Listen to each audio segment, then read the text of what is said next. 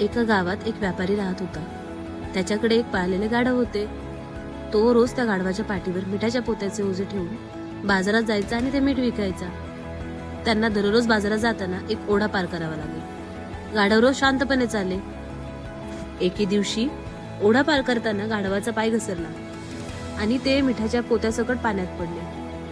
गाढवाने जेव्हा उठून चालायला सुरुवात केली तेव्हा त्याला जाणवलं की अरे, ओझं हलकं झालंय. मीठ पाण्यात विरघळलं होतं. गाढव खुश झाला. दुसऱ्या दिवशी गाढवाने मुद्दामच पाय घसरवला, पुन्हा पाण्यात पडला आणि पुन्हा ओझे हलके झाले. आता तो रोज हेच करू लागला. पाण्यात पडायचा, ओझं कमी करायचा. गाढव म्हणत म्हणायचा, वाह, किती सोपं झालंय. व्यापारी मात्र हे सगळे पाहत होता. त्याला गाढवाच्या या खोट्या नाटकाचा राग आला. त्याने ठरवलं, आज आता या गाढवाला धडा शिकवायचा. दुसऱ्या दिवशी व्यापाऱ्याने मिठाऐवजी गाढवाच्या पाठीवर कापसाचे पोते ठेवले. गाढव पुन्हा नेहमीप्रमाणे चाललं आणि ओढ्याजवळ आलं आणि पुन्हा पाण्यात पडलं. पण यावेळी मात्र काय झालं, कापूस पाण्यात भिजला आणि ओझे खूपच जड झाले. गाढवाला चालताही येत नव्हते.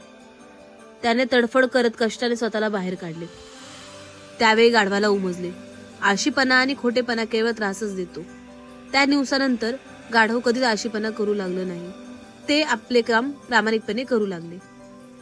त्याचाच तात्पर्य काय, आपल्या कामात नेहमी प्रामाणिक राहावं आणि मेहनतीचाच मार्ग खरे समाधान देतो.